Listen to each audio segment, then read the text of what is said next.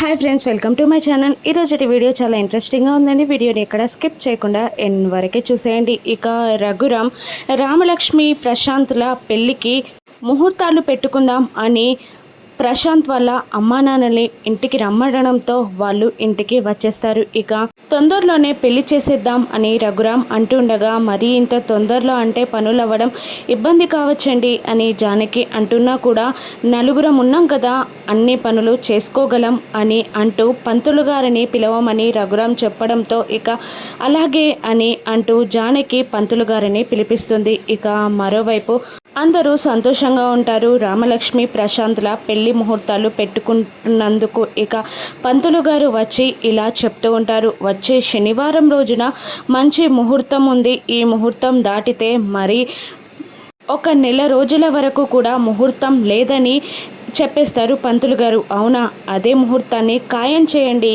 అని అంటూ ఉంటాడు రఘురామ్. మీరేమంటారు అని ప్రమీలని అడుగుతుండగా, ఇక నేనేమంటాను, ఎంత తొందరగా వీలైతే అంత తొందరగా నా ఇంటికి నా కోడల్ని తీసుకెళ్తానంటాను అని ప్రమీల అంటుండడంతో ఇక అందరూ సంతోషపడుతూ ఉంటారు. ఇక ఆ ముహూర్తానికే పెళ్ళిని ఖాయం చేస్తూ ఉంటారు. ఇక మరోవైపు రామలక్ష్మి అని శౌర్య అంటున్నా కూడా ఇక వినకుండా రూమ్లోనే ఉండిపోతుంది రామలక్ష్మి. ఇక ప్రశాంత్ రామ కాల్ చేయడంతో అక్కడికి వస్తాడు. కానీ రామలక్ష్మి అక్కడే ఉన్న రూమ్లో ఉందని ప్రశాంత్ తెలియక ఇలా తిడుతూ ఉంటాడు శౌర్యని. ఏంట్రా, అమ్మాయి ఒంటరిగా ఉందని, ఎలాగూ నింద నీ మీద పడిందని తన జీవితాన్ని నాశనం చేయడానికి వచ్చావా అని ప్రశాంత్ అనగానే ఇంకా శౌర్య, ఏంట్రా నువ్వు మాట్లాడేదేంటి, నేను తన జీవితం నాశనం చేయడం ఏంటి అని అంటూ ఉంటాడు శౌర్య. ఇక అదే కదా, రామలక్ష్మి నాకు ఫోన్ చేసి నువ్వు తన వెంట పడుతున్నావని, తనని కాపాడమని నాకు కాల్ చేసింది. అలా కాల్ చేయడం నాకు చాలా మజా వచ్చిందిరా అని అంటుండగా ఇక శౌర్య బాధపడుతూ, ఏంటి రామలక్ష్మి నన్ను అలా అర్థం చేసుకుందా అని అంటూ ఉంటాడు శౌర్య. అవును, అలాగే అర్థం చేసుకుంది, అలాగే అర్థం కూడా చేసుకుంటుంది. ఎందుకంటే ఆ రోజు గుళ్ళో పానకంలో మత్తుమందు కలిపింది నువ్వేనని ఇక తనని నమ్ముతుంది కదా. ఇక ఆ పానకంలో మత్తుమందు కలిపింది నేను కదా. ఇక తన జీవితాన్ని నాశనం చేయడానికి తనని రహస్యంగా నేను తీసుకెళ్తే నన్ను కొట్టి హీరోలాగా నువ్వు తనని కాపాడి ఇక తను కళ్ళు తెరిచే సమయానికి నువ్వే తనని రేప్ చేయబోయావు అన్నట్టుగా కనిపించావు కదా. పైగా నువ్వే నిజం ఒప్పేసుకున్నావు కదా.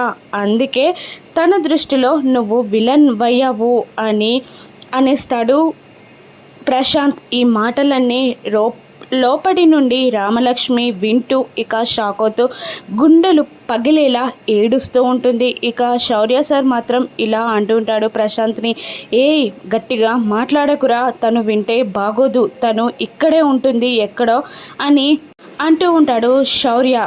లేదు, నేను ఇక్కడికి వచ్చానని తెలిస్తే నేను మాట్లాడకముందే తను ఇక్కడికి వచ్చేది. తను రాలేదు అంటే తను ఇక్కడ లేదన్నమాట.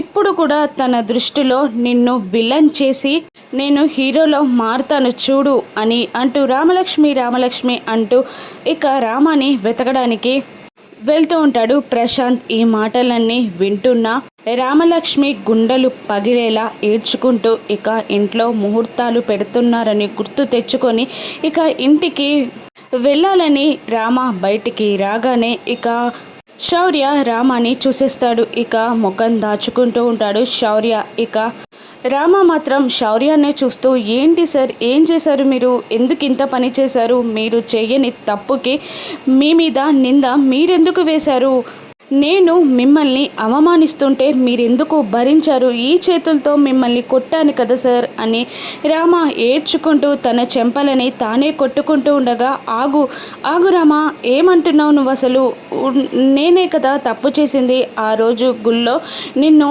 అలా చేయాలని చూసింది నేనే అని అంటూ ఉంటాడు శౌర్య ఇంకా రామ ఇలా అంటుంటుంది, సార్ నేను అంతా వినేశాను, మీరు తప్పు చెయ్యలేదని, మీ తమ్ముణ్ణి కాపాడడానికి ఇక మీ మీద నింద వేసుకున్నారని నాకు తెలిసింది సార్. ఇంకా మీరు బుకాయించడానికి ప్రయత్నించకండి. మీలాంటి మంచివాడిని నేను ఇంత అపార్థం చేసుకున్నానా అని అంటూ నన్నెందుకు మోసం చేశారు సార్ అని అంటూ శౌర్య కాలర్ పట్టుకొని రామ నిలదీస్తూ ఉంటుంది. నన్ను మోసం చేయడమే కాకుండా మీ తమ్ముని కోసం మీ ప్రేమని చంపుకొని నా ప్రేమని కూడా చంపేశారు కదా సార్ అని రామ నిలదీస్తూ ఉంటుంది శౌర్యని. అది కాదు, నేను చెప్పేది విను, వాడు మాట్లాడిందన్నీ అబద్ధాలు, నేనే తప్పు చేసింది అని శౌర్య అంటుంటాడు. ఇక ఈరోజు ఇంట్లో ప్రశాంత్ తప్పు చేశాడని తెలియక నాకు ప్రశాంత్కి పెళ్లి ముహూర్తాలు పెడుతున్నారు సార్.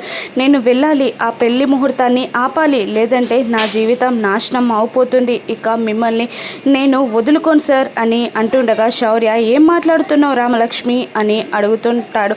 నేను మిమ్మల్ని వదులుకోలేను సార్, నేను వెళ్తున్నాను అని అంటూ శౌర్య సార్ మాటలు వినకుండా రామ పరిగెడుతుండగా ప్రశాంత్ చూసి, రామలక్ష్మి నేను వచ్చేసాను, నీకేం భయం లేదు అని అరుస్తున్నా కూడా రామ వినకుండా ఇక ఇంటికి వెళ్తూ పరిగెడుతూ ఉంటుంది. ఇక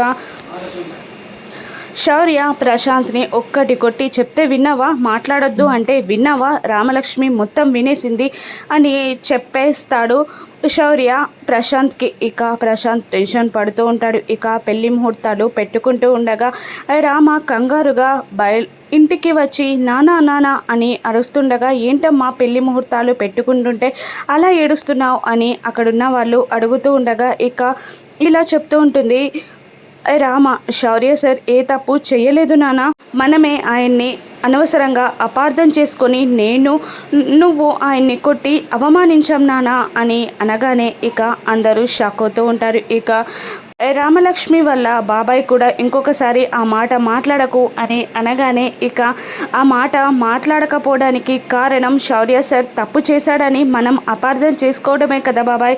నిజానికి శౌర్య సార్ తప్పు చేయలేదు, ప్రశాంత్ తప్పు చేసింది. ఆ రోజు గుళ్ళో పానకంలో మత్తుమందు కలిపింది శౌర్య సార్ కాదు, ప్రశాంతే. అప్పుడు ప్రశాంత్ నా జీవితాన్ని నాశనం చేయబోతూ ఉండగా శౌర్య సార్ వచ్చి కాపాడాడు. శౌర్య సార్ కనుక నన్ను కాపాడకపోయి ఉంటే ఆ అవమాన భారంతో నేను చచ్చిపోయేదాన్ని నాన్న అని ఏడుస్తూ ఉంటుంది రామ.